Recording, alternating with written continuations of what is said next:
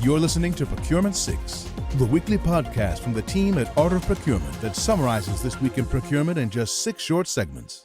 Hi there, I'm Kelly Barner, and today is Friday, January 28th, 2022. 6. Procurement 6 is a new podcast from Art of Procurement that will be published in the Art of Procurement feed every Friday morning at 6 a.m. U.S. Eastern Time.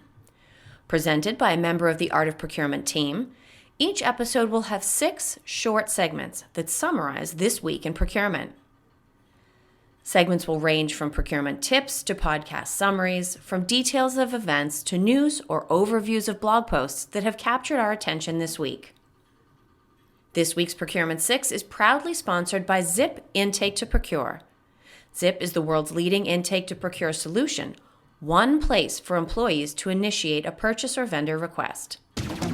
5. This week on the Art of Procurement podcast, we featured Greg Anderson and David Clevenger from WNS Denali, who joined us for an AOP Live session right at the end of 2021. Our goal was to have an out-of-the-ordinary conversation about what procurement needs to be focused on as we begin another year. I particularly enjoyed one exchange between Greg and David, not just because they agreed with each other, which seems to be an unusual occurrence, but because they do clearly have their eye on the ball when it comes to procurement's performance and how relevant their results are to the business they want to be better aligned with. But the business doesn't care about those metrics, right? That's what's happened with a lot of this inward focus on making procurement really good and competitive, and that's good. You should have a good operation. You got to make sure what you're doing is going to matter to the rest of the business, or you really run the risk of being rendered not relevant to them, right? Certainly strategic and maybe not even relevant. So I think it's really, really important to make sure that procurement's objectives and the way procurement is measured is supportive and aligned super well with, I think we're going to say align 150 times in this conference, but it's really lined up well with the business, right? The rest of the business. I hate to so clearly agree with Greg, but the other word that we'll probably repeat throughout this is relevance.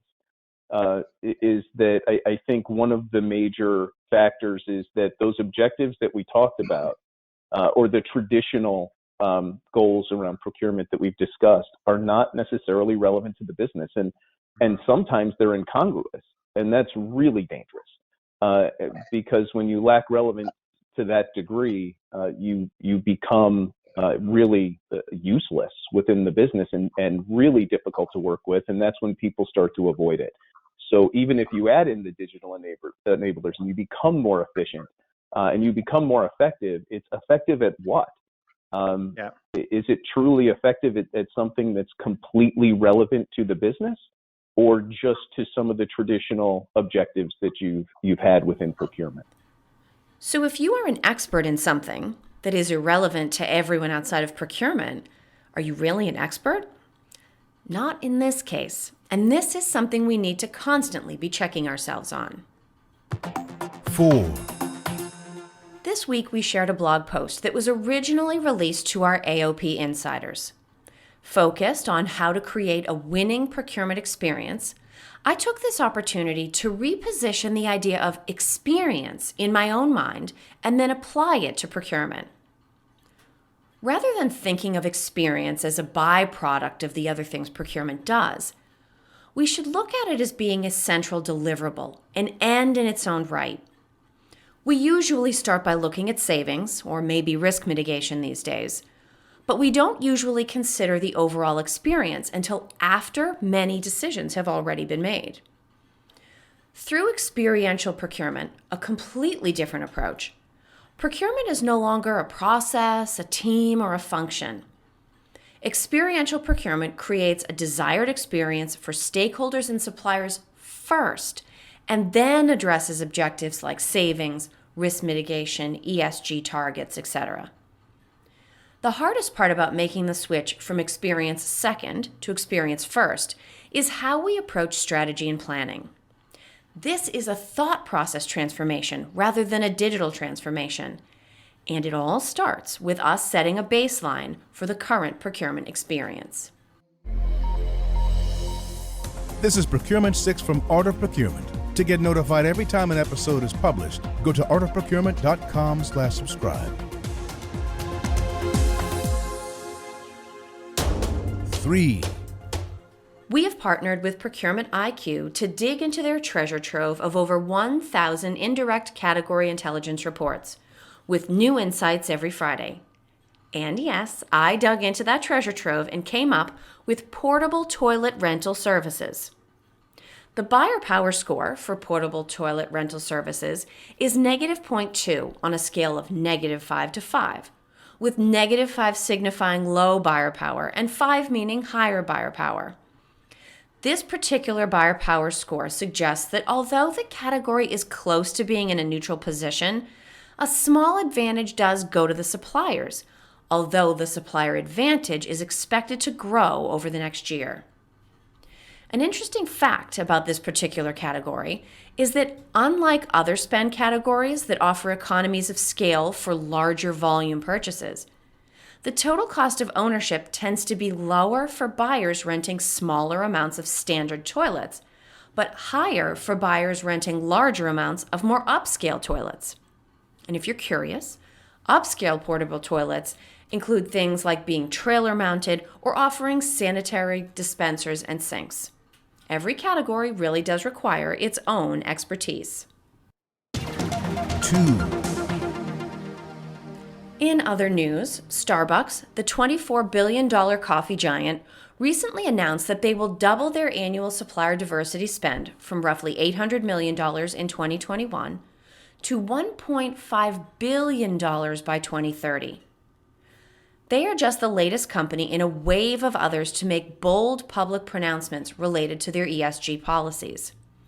Once the fanfare is over, however, the operational realities set in. As anyone in procurement knows, this is far from a straightforward effort, and it may require them to experiment with a number of creative practices.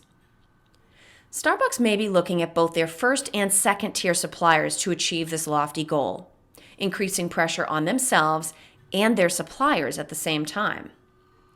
Now, they've particularly called out their paid media and advertising spend, committing to have 15% of that be with diverse-owned suppliers by next year.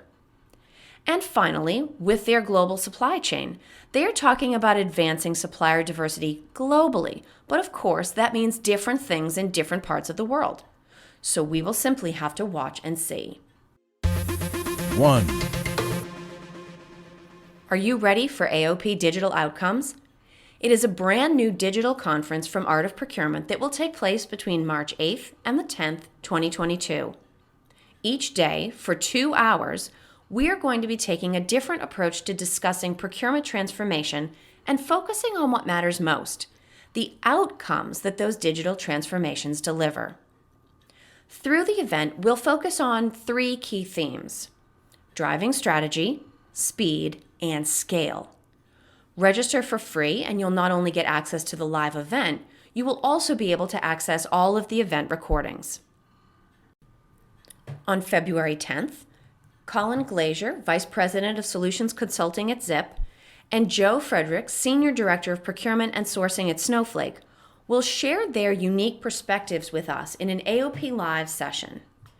They will talk about what qualities and actions define a world-class procurement experience, the most common friction points that exist in procurement processes, and the impact they have on the business.